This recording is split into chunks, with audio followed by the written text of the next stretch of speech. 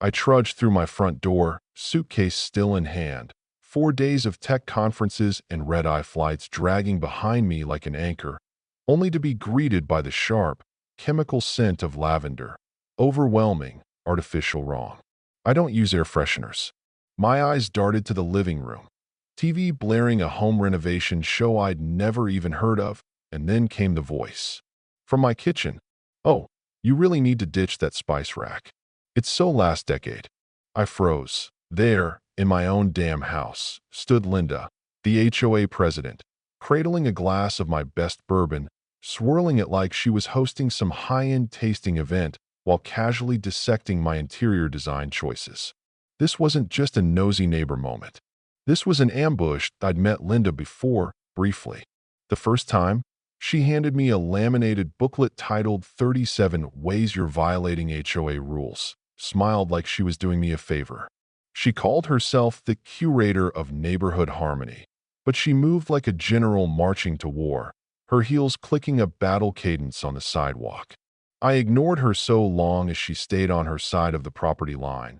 But months ago, I tried to opt out of the HOA after she fined me for planting daisies, said butterflies weren't on the approved species list. I filed the paperwork. Thought that was it. Apparently not.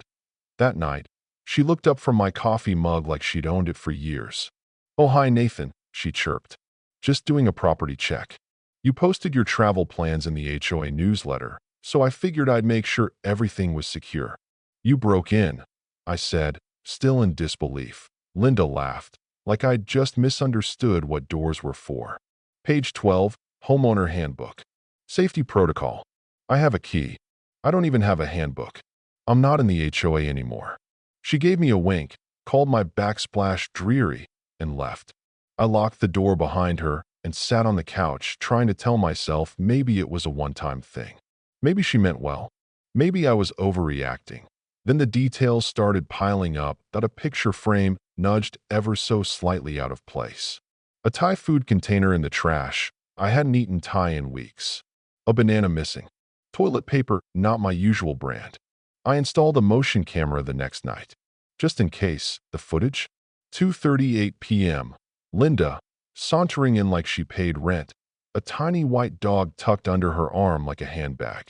She sniffed my shoes, scoffed at my book on deck building, used my bathroom, and walked out 12 minutes later like it was Tuesday brunch. I saved the video, made copies, and realized something terrifying.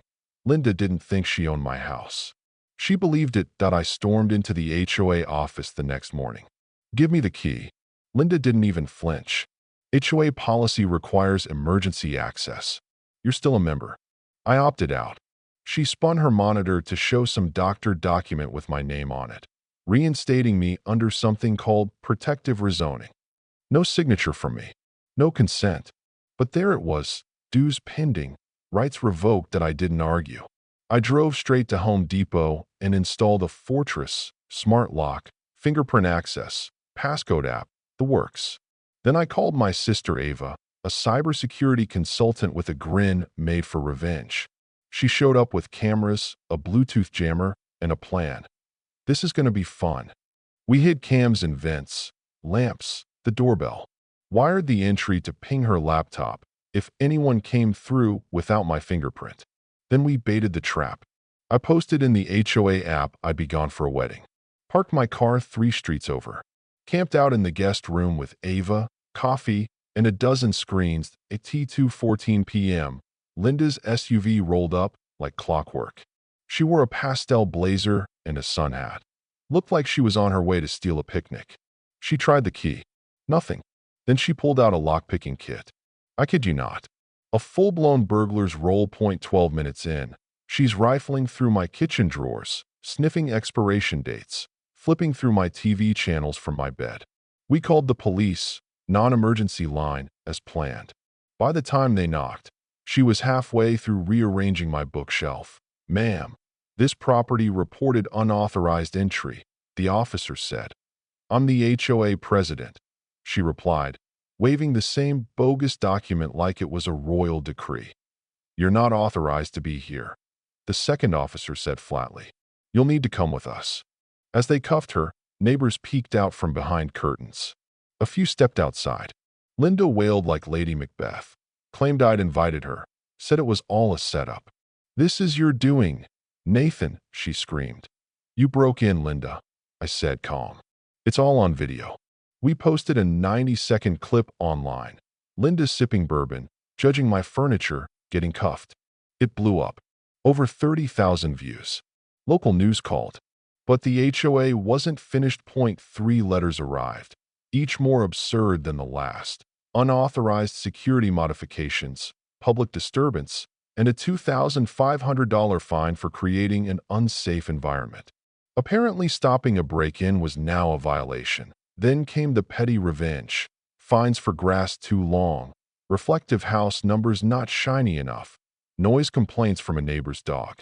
I installed Chrome numbers and turned my mailbox into a disco ball out of spite. Linda, now out on bail, posted teary videos from her porch claiming she was wrongly jailed for protecting a grieving neighbor. Her followers lapped it up until someone noticed her lockpicking tools on a shelf behind her. That's when the dam broke. Neighbors started sharing their stories. Sarah, a widow, fined for a bench honoring her late husband. A couple accused of wind chimes they didn't own. A shed declared a fire hazard after its owner criticized Linda. Ava compiled it all. Emails, photos, violation slips. I posted a calm video exposing the whole rotten system. If this happened to you, reach out. 23 emails in 2 days. A former HOA board member, Greg, sent us proof. Linda and others joking about double charging residents, forging violations, funneling HOA funds into her backyard gazebo. I sent it all to a lawyer. Then someone egged my house. A note read, "You brought this on yourself." Ava found a smudge, Linda's foundation shade. We added more cameras. Someone spray-painted truth teller on my fence. I left it up like a badge. Greg handed me a folder of financial records, fraudulent invoices, unapproved payments. I forwarded them to a local reporter. 15 neighbors agreed to speak on record. A county hearing was set, but Linda sent her lawyer. We launched a petition to dissolve the board. In 2 weeks, 90% of the neighborhood signed. The emergency meeting overflowed, walls lined, chairs dragged in. I stood. This isn't a misunderstanding. It's misconduct, harassment, forgery. Ava projected footage. Sarah spoke, trembling. The room stayed quiet. Heavy. The board was voted out in a landslide. 2 nights later, a figure slinked past a neighbor's camera.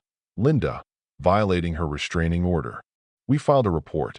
The next morning, a letter appeared on my porch. "You think you've won." Attached, a screenshot of me at the meeting. The local news ran a follow-up. The community rallied. Sarah joined a new transparent board. Ava built a public site for HOA records. Kids played outside again.